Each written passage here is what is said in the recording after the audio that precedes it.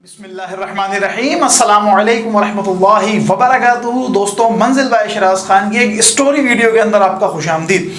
दोस्तों, थंबनेल में आपने सही पढ़ा, आपने ये पढ़ा कि I am fully vaccinated now. मैंने कोविड की जो है वो दो डोज थे मॉडर्ना के वैक्सीन जो मैंने लगवाई थी, वो दोनों डोज मुकम्मल हो चुका है अल्हम्दुलिल्लाह। और अब मैं आपको बताने जा रहा हूँ अपना तजुर्बा कि भाई इस वैक्सीन को लगाने के बाद क्या हुआ मेरे साथ, ऐसा क्या हुआ और तबीयत ख़राब हुई या नहीं हुई और मेरी बॉडी कैसा फील कर रही है, ये सारी बातें मैं आपको बताऊंगा। आज मैंने दूसरा डोज भी लगवा लिया है और तकरीबन 6-7 घंटे गुजर चुके हैं। तो अब मैं आपको बताने जा रहा हूँ इसका तजुर्बा और आप लोगों को भी मैं सजेशन दूंगा। देखते हैं आप उसको कैसा लेते हैं, क्या करते हैं, और कमेंट्स बॉक्स में मुझे ज़रूर बताइएगा।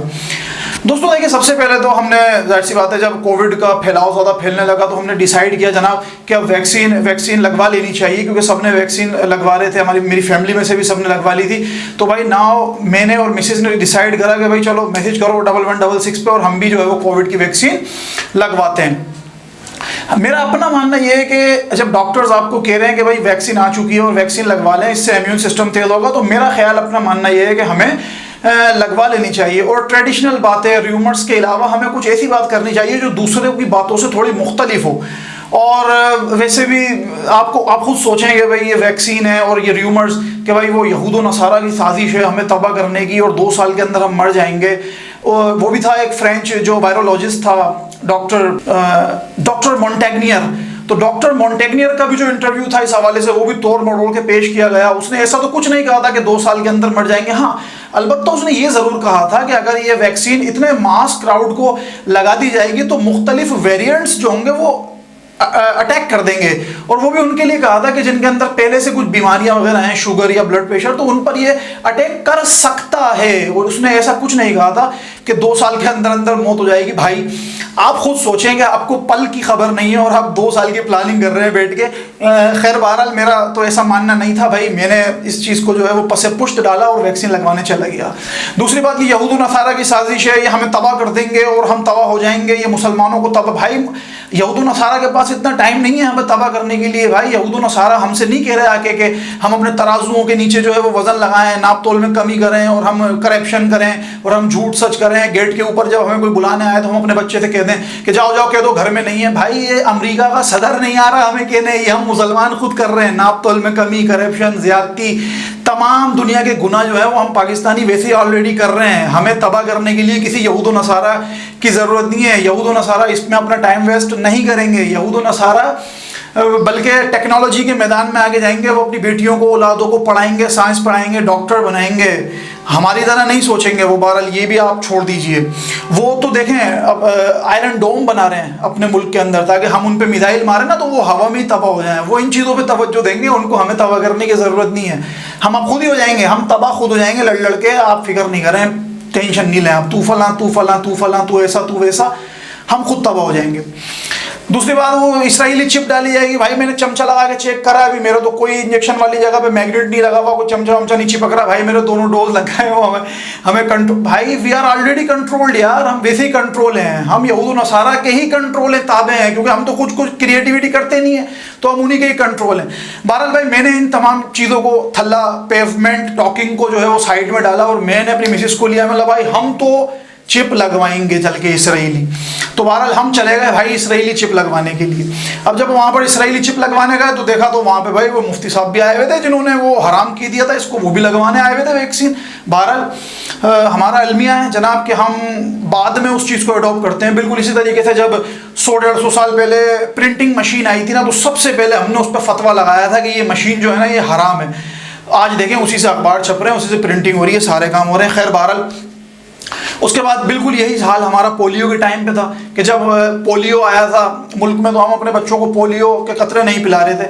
और पाकिस्तान और अफगानिस्तान ये वो वाहिद मुल्क हैं जो अभी तक जिनमें पोलियो के केसेस आते हैं, वरना पूरी दुनिया इस वक्त पोलियो फ्री हो चुकी है। लेकिन भारत हमें देर आई दुरुस्त आई, अकल तो आ गई। इसी तरह कोविड की अकल भी हमें आगे चलकर आ जाएगी। जब यही मेडिसिन हमें 30-30 हज़ार रुपए की परचेज करनी पड़ेगी ना और हमारी जान पे बनेगी, तो हम इसको प्राइवेटली भी परचेज करके फिर लगवाएंगे। फिर ये सारे थल्ला कचेरी जो है ना, टॉकिंग हमारी ख़त्म हो जाएगी। खैर भाई बहरहाल हम चले गए पहला डोज लगवाने के लिए। खुशकिस्मती से जब हम वहाँ पर पहुँचे तो हमें जो मेडिसिन मिली वो मॉडर्ना ही वहाँ लग रही थी अवेलेबल हमारे वैक्सीनेशन सेंटर पर। वही वाली दवा जो थी ना वो अवेलेबल थी। हम तो फूलों नहीं समा रहे। हमने बोला हमें अमेरिकन दवा मॉडर्ना लगेगी जो 94% एफिकेसी है जिसकी, और ये वही मेडिसिन है भाई जिसको लगवाने के लिए प्राइवेटली तौर पे डॉक्टर्स और जो इन चीज़ों को मानते हैं लोग वो प्राइवेटली तौर पे लंदन अमेरिका जा रहे थे इस मेडिसिन को लगवाने के लिए अपना खर्च करके साथी। तो भाई हमारी खुशी नसीबी थी पाकिस्तान के अंदर वो भी फ्री ऑफ कॉस्ट हमें मॉडर्ना जैसी वैक्सीन अवेलेबल हो गई। मैंने बेगम को बोला भाई ये तो ज़बरदस्त काम हो गया, हमें तो मॉडर्ना लगेगी। खैर भाई हम मॉडर्ना का डोज ठुकवा के घर पे आ गए, पहला शॉट हमने उसका लगवा लिया, घर पे आ गए। अब जाहिर सी बात है भाई एक कंफ्यूजन कि भाई वो साइड इफेक्ट होंगे, क्या होगा, फलाना होगा, ये होगा वो होगा। भाई जितना सोचा उतना ही हुआ। बहरहाल खैर साइड इफेक्ट तो इस वजह से था कि जब एंटीबॉडीज़ बनाई थी बॉडी में एक दवा गई, इंजेक्शन गया तो वो थोड़ी हार्ड थी, बिल्कुल साइड इफेक्ट हुआ, सर दर्द हुआ, हल्का सा फीवर हुआ, बुखार हुआ, जिस्म टूटा 2-4 दिन तक। और मिसिस के तो काफ़ी सर में दर्द रहा और उनको इमरजेंसी जो है वो हॉस्पिटल में लेके गए। हमारे इलाके में ही एक हॉस्पिटल है भाई, ब्लड प्रेशर और बुखार वगैरह चेक कराने के लिए बेस्ट है, वहाँ पे चले जाएं। वहाँ डॉक्टर्स नहीं होते हैं, कोएक्स होते हैं, याद रखिएगा। कोएक्स का मतलब देख लीजिएगा क्या होता है डिक्शनरी के अंदर। खैर बहरहाल भाई वो कोएक्स वगैरह जो होते हैं वो बीपी वगैरह तो खैर चेक कर ही लेते हैं। हम ले गए भाई, तो डॉक्टर साहब ने कहा भाई हम कुछ भी नहीं कर सकते, वैक्सीनेशन का वो है। हमने बोला भाई आप रहने दें, हम उनको घर पे लेकर आ गए। मैंने मिसिस को बोला भाई फ्रूट खाओ, जूस पियो, और ज़बरदस्त उनका जो है वो मामला सही हो गया। शाम में बिल्कुल सेट उठी, बॉडी कुछ थकावट हुई, सारे मामला हुए, फिर आखिरकार हम भी सेट हो गए फाइनली। उसके बाद भाई जो है वो चलता रहा मामला, इसी तरीके से चलता रहा, नॉर्मल रहा, कुछ नहीं हुआ कि ऐसा हो जाएगा, वैसा हो जाएगा, यूँ हो जाएगा, फलाना हो जाएगा, सो व्हाटएवर। तो ऐसा कुछ भी नहीं था भाई। आखिरकार 28-29 दिन गुजर गए, फिर हमारे पास मैसेज आ गया और आज हम लगवाने चले गए।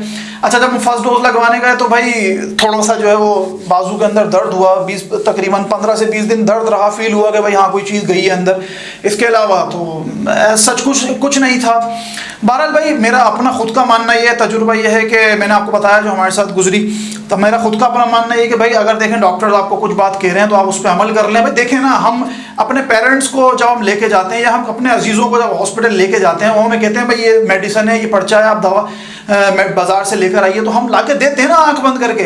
हम अपनी जो है वो ख़वातीन को लेकर जाते हैं तो वो लेडी डॉक्टर कहती हैं भाई वो प्रेगनेंसी का टाइम है तो ऑपरेशन होगा, तो हम घबरा के कहते हैं नहीं नहीं भैया आप ऑपरेशन कीजिए, आपको ज़्यादा पता है, आप इस चीज़ के माहिर हैं।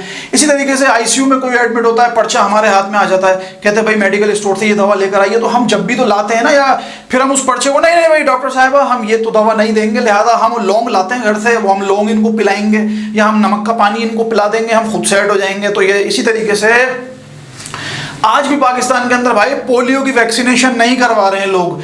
रीज़न इस वजह से नहीं करवा रहे हैं क्योंकि अभी तक खुशकिस्मती से उनके बच्चों ने कतरे नहीं पिए थे और माशाल्लाह सही हो गए, बड़े हो गए, उनके खड़े होने का काम है और देखें फुर्ती से सारे काम सरअंजाम दे रहे हैं। सिर्फ इस अहमकाना रीज़न की वजह से वो पोलियो के कतरे नहीं पिला रहे। खुदा के वास्ते भाई कुछ मेडिकल साइंस को मानो, कुछ समझो यार, ये भी अल्लाह ताला की तरफ से नेमत है, हिदायत है, तोहफा है हमारे लिए कि अल्लाह ताला ने इंसान को अक्ल शऊर दिया है और वो इसको इस्तेमाल करके डॉक्टर बन रहा है, इंजीनियर बन रहा है, साइंसदान बन रहा है। ये भाई तालीम ही है जो तुम्हें हवा में जहाज उड़ाता हुआ लेके जा रहा है ना, इतना मनोटन वो लेके, ये तालीम है, ये तालीम की ही बदौलत है, ये तालीम ही है मेरे दोस्त कि तुम बुखार में पैनाडोल खा लेते हो। ये पैनाडोल है ना, साइंस, मेडिकल साइंस, ये तालीम ने बनाई है पैनाडोल।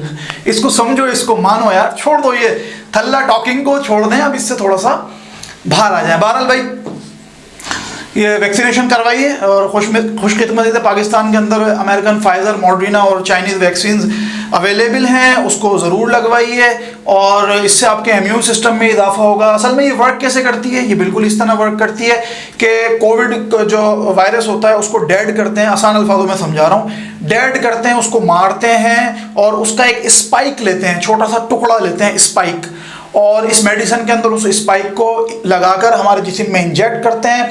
हमारे जिस्म में प्रोटीन्स जो होते हैं, एंटीबॉडीज़, वो उसको फैच कर लेती हैं, वो उसको लड़ती हैं, मरे हुए वायरस को और मारती हैं, वो उसको याद कर लेती हैं पहली डोज के अंदर। जब दूसरी डोज जाती है तो हमारी बॉडी जिस्मानी तौर पे तैयार होती है, दिमागी तौर पे कि भाई फलाना वायरस आएगा हमारे जिस्म में, हम उसको दोबारा पीट देंगे। वो डेड वायरस होता है, हम उसको दोबारा पीट देते हैं। जब उसको मार देते हैं तो हमारा इम्यून सिस्टम उसके लिए मजबूत हो जाता है, तेज़ हो जाता है। आर्टिफिशियल इम्यून सिस्टम बढ़ाती है ये वैक्सीन और कुछ नहीं करती है। आपको परेशान होने की ज़रूरत नहीं है भाई, नहीं है।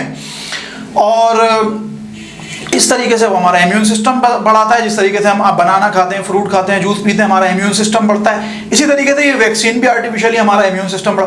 ताकत की दवा है भाई, ताकत की दवा।